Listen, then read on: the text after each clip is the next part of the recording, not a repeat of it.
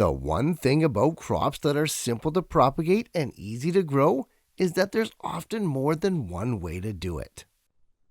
Such is the case with our basil here.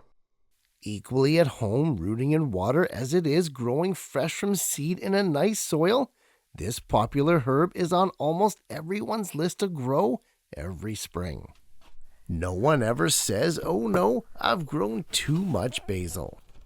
The question then becomes, what's the best way to do it? So today, let's look at growing basil from all angles. Planting versus cutting, rooting versus germination, and everything in between. Only then can we decide what's the best way to grow this amazing herb.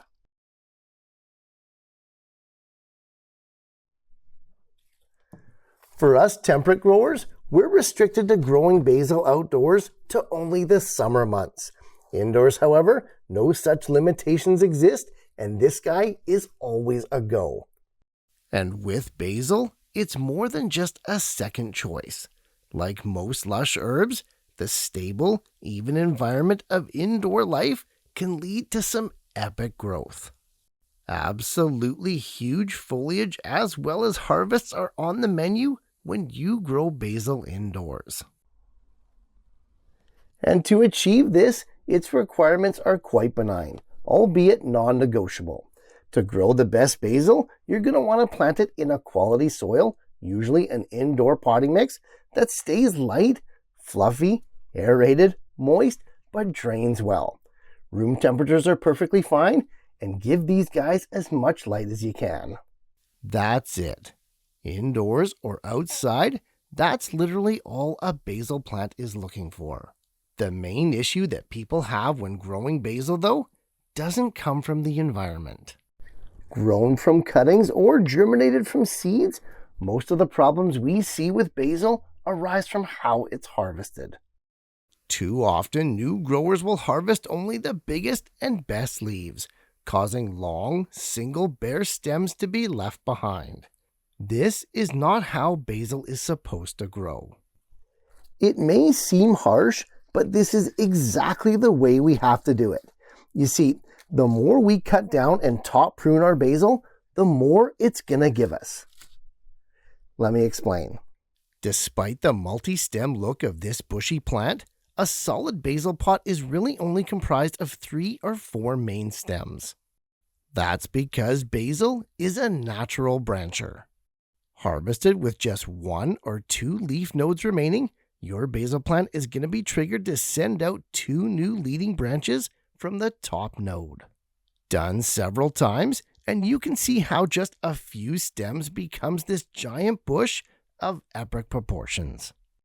Basically, harvesting to get more harvests. Amazing.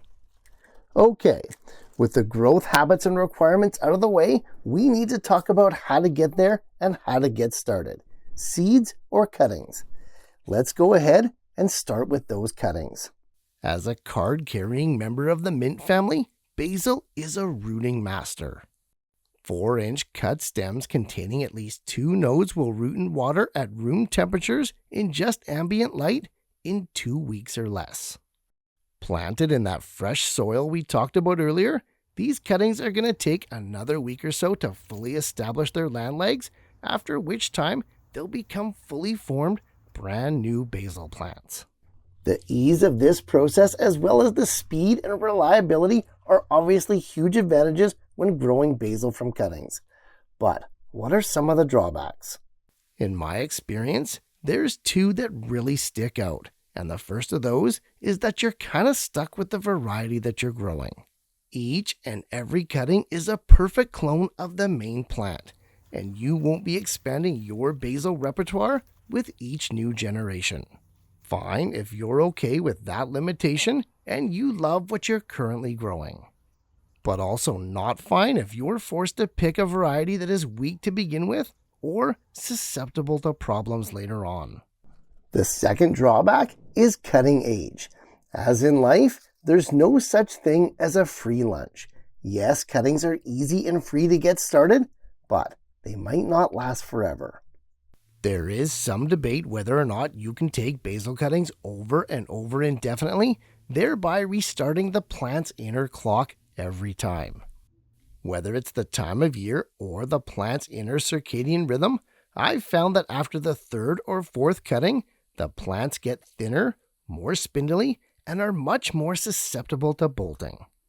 Some people claim to be able to take basil cuttings forever, but in my experience, at some point, you're gonna have to start over.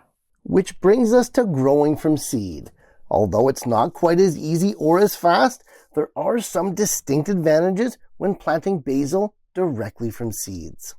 For starters, it can be remarkably cheaper as you get hundreds of seeds that keep for years for just a couple of bucks.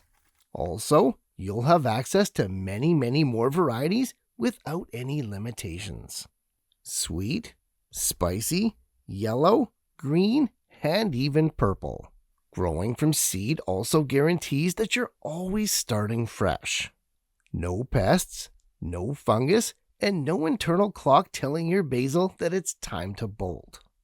So, while it does take longer start to harvest and does require a bit more skill, there's a certain freedom when growing your basil all the way from seed. It's actually not that hard. Let me show you how. Starting with a quality indoor potting mix that's designed for containers, fill up your potter planter right to the top. While all basil is fairly shallow rooted, it does send out a pretty extensive network of roots. So, you're going to want a container that's at least 4 inches deep. Once filled, compress it down firmly but gently to create a nice level landing pad for the seeds. For every 1 square inch of soil surface, you're going to want to place 1 to 2 basil seeds right on top. Even at a lowly 50% seed viability, this should be more than enough coverage of plants. Cover with a skim coating of that same potting mix, and we're done planting our basil. Now, seed germination in basil, as it is in all other plants, is a direct result of moisture and heat. But at this stage, we can't exactly go and water these guys from above. Doing so is gonna blast soil and seeds everywhere, undermining all of the work we've done up to this point. With shallow sown crops, there's a much better way. Instead, take a folded piece of paper towel, place it gently on the soil surface, and soak it. Do this once or twice a day, ensuring that the paper towel stays damp the whole time, and at 85 degrees Fahrenheit, your basil seed should sprout within a week. Cooler temperatures are fine, but it will take longer. As soon as most of your basil seeds have sprouted, remove that paper towel and give them as much light as you can.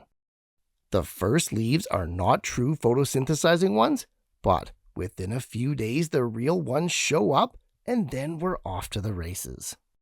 At this point, the care moving forward is pretty much the exact same as it is with our cuttings, and the seedlings are gonna quickly catch up.